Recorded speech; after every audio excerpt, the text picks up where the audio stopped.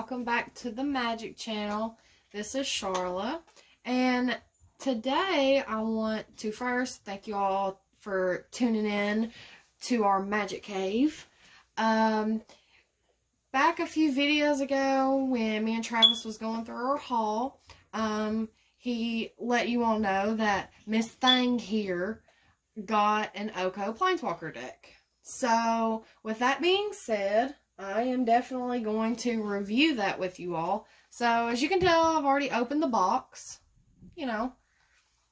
because I'm going to do something a little different with this. We've done our two reviews on the Planeswalker decks, and we went through every single card with you guys. So, I'm going to go ahead and just make it simple, short, and sweet, and just cut to the chase.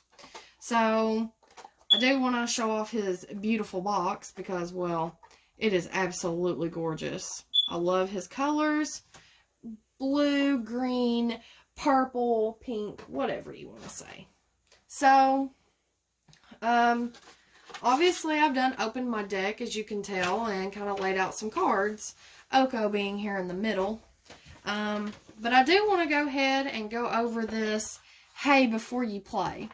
So, obviously, it's still the 60 card deck, which is what comes with the standard Planeswalker deck card amount. But the terms to know for this deck in particularly is Adventure, Flash, Flying, and +1/+1 counters.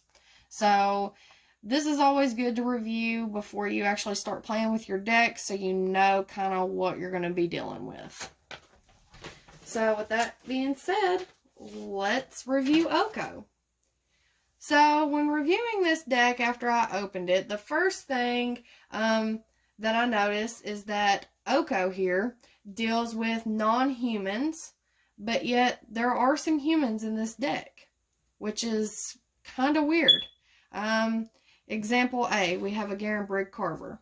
It's a human warrior. So, with that being said, your win condition is pretty shaky as far as with Oko here. One is your Mistford River. So, Mistford River Turtle, he's a 1/5, and whenever he attacks, another target attacking non-human creature cannot be blocked this turn. So, it's a good combo with a non-creature, or I'm sorry, a non-human creature. So then you have Bramblefort Fink. So I'm going to call him Fink for short, because that's a mouthful to talk about. So Fink, is a 2/2, just base. But you can pay 8 mana, and Fink has base power and toughness of 10/10 until the end of turn. Activate this ability only if you control an Oko Planeswalker. So, this only goes well, this little combo here, with Fink and your turtle. Only make a good combo if you have Oko out. So, with that being said, Oko's out. Turtle attacks, Fink attacks. You can pay 8 mana, boom, you've got a 10/10. That's a really good, win condition. That's how this deck is, really ultimately how you can be played. So, reason being, after you pay your 8 mana, Fink becomes a 10/10. And because Fink and your turtle is attacking, your turtle gives Fink the unblockable ability. So, the downside to this is, you're not always going to have the mana to trigger, your Fink's ability. But the main kicker to this is you're not always going to have Oko out. And what good is paying 8 mana to, trigger that ability if you don't have Oko out? Which is the reason why, it says pay 8.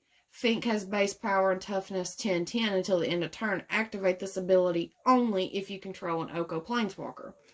So, because that is not a really good, reliable game strategy in this. Let's try to improve that. This deck has a loose draw theme, and we definitely see that from Keeper of the Fables. It is a 4/5 cat, and whenever one or more non-human creatures you control deal combat damage to a player, you draw a card. So, there are 2 of these, obviously, but we want to get 4 of these, which is a full playset. So we'll definitely need to add 2 more. And we can do this by removing Garenbrid Carver. Reason being is because, well, he's a human.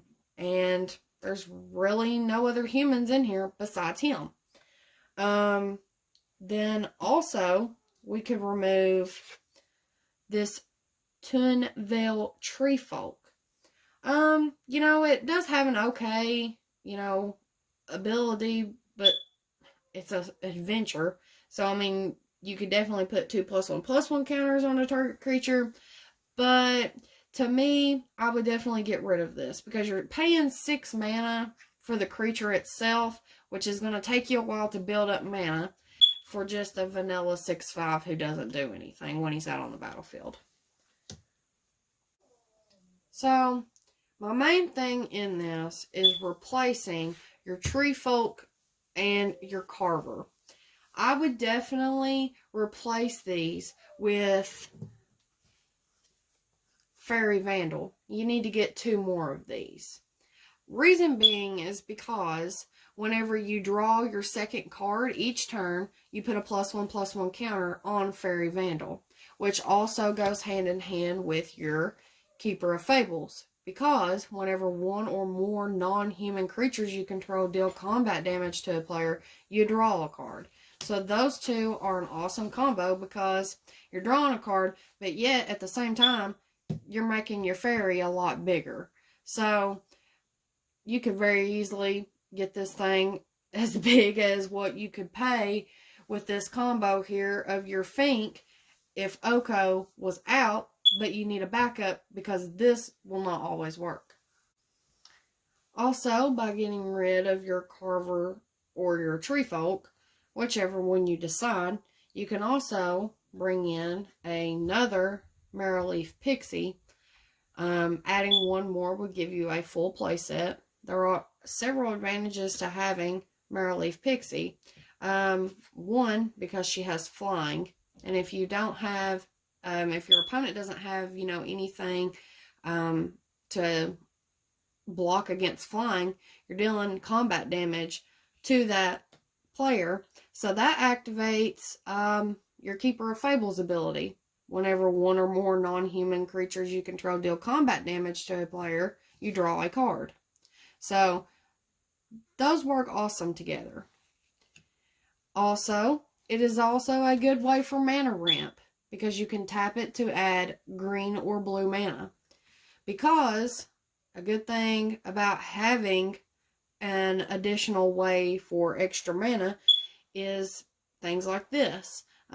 Because in this deck, there are several things that cost a lot of mana. And if you necessarily don't have all of the mana out on the battlefield that you need, you can also have an advantage for tapping for extra mana. So the next thing that I definitely suggest removing is your Beanstalk Giant. You know, these adventure cards, or storybook cards, they've got their pros and cons to them.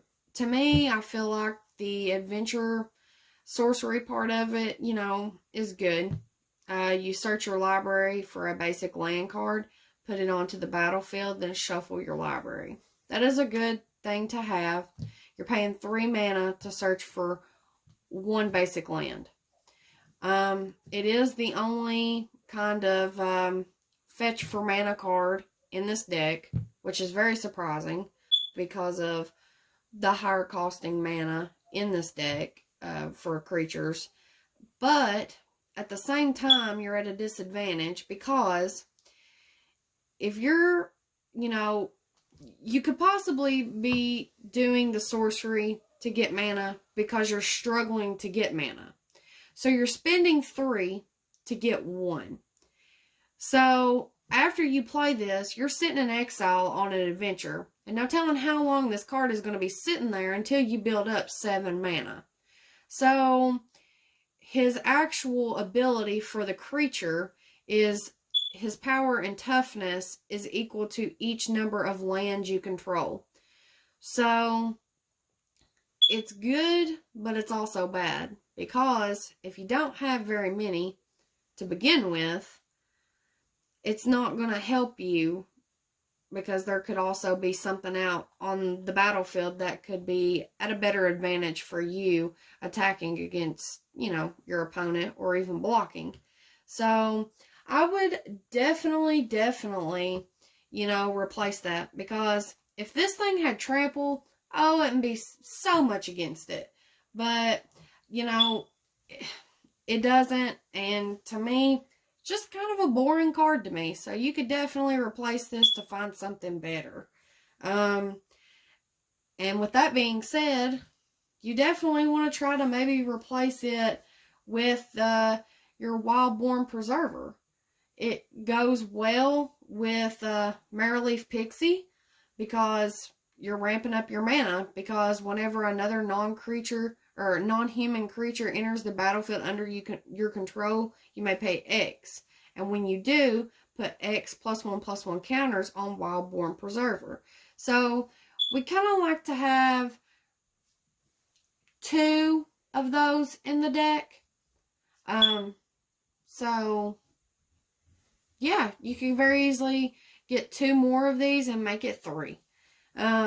So that's why I feel like, we should definitely get rid of Beanstalk Giant. Because as me and Travis told you all at the beginning of this channel, there's always room for improvement in these decks. Because when you first bring these decks out, you're just trying to get a feel for how they work, the mechanics that they provide on the cards. It's very, very good for those who are new to Magic, because they don't know all of the mechanics just yet. So if you buy several different Planeswalker decks that have different mechanics, you're learning how those work each time, different mechanics. So it's kind of out there whenever you buy these Planeswalker decks, because you've got to play with them a few times to see how it works. And that's when you really get to say, okay, this certain creature would do better if I replaced it, with this, because it gives extra mana, or it makes it bigger by adding +1/+1 counters. So that right there is just reasons why I'm all for these Planeswalker decks, because honestly, you can make these decks so mean and very, very fast. And you could very easily win against anybody if you just improve these decks right and really take your time and realize what you're going to have to do to make them better. So, to sum up the creature swap out suggestions, I have 2 more that I just want to kind of go over with. These are total possibilities. That's just thrown out there that could also benefit this deck if you just kind of want to be more creature heavy. Your first suggestion that I'm going to give you is Occam Adversary. Well, let me just drop it there for you. This spell costs 2 less to cast if your opponent controls a green permanent.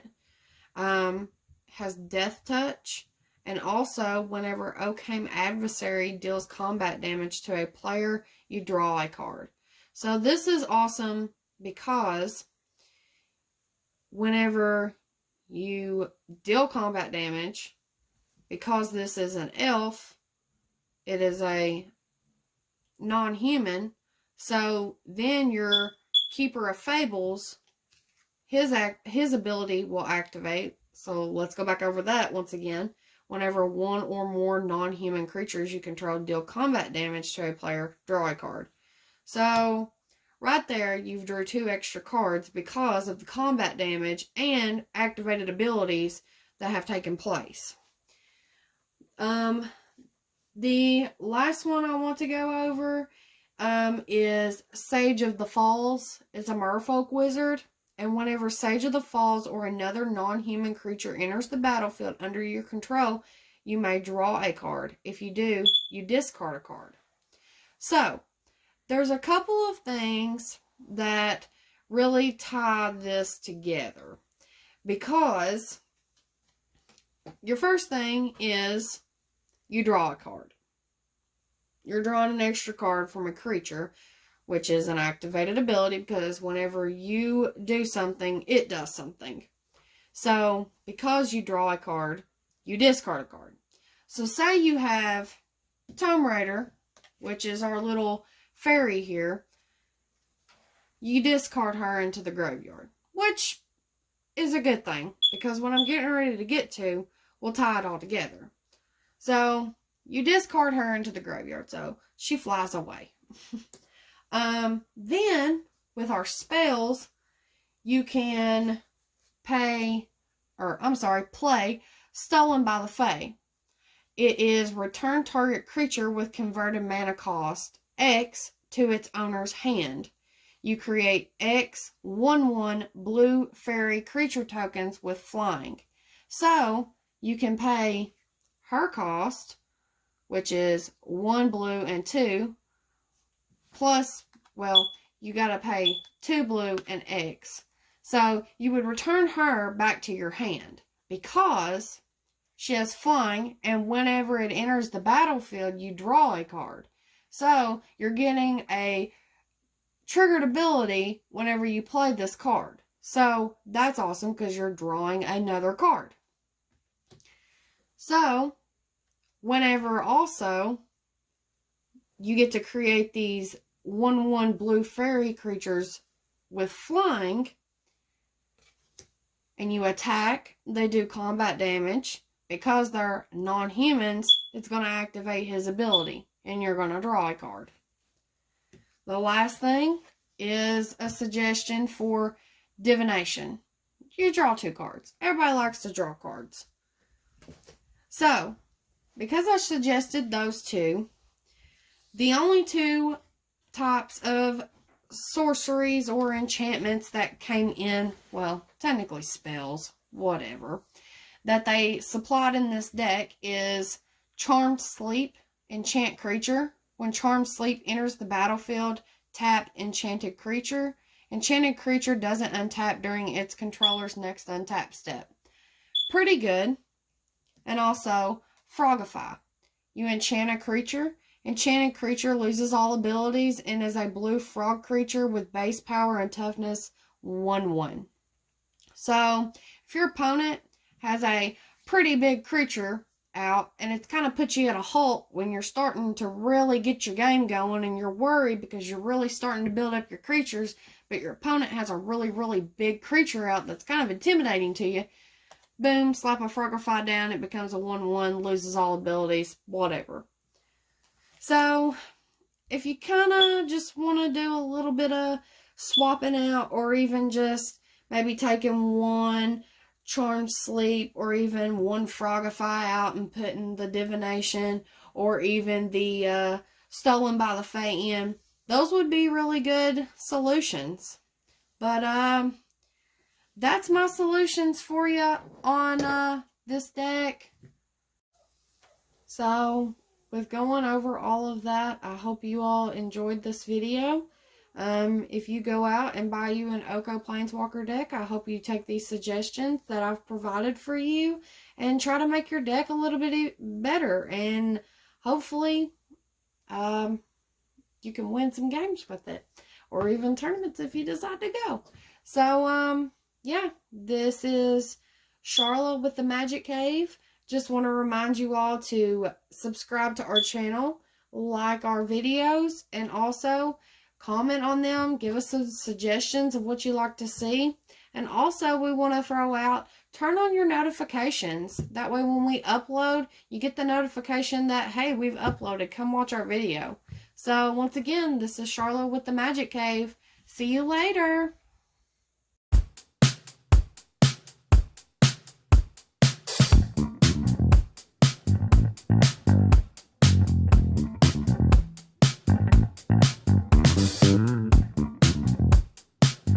guys.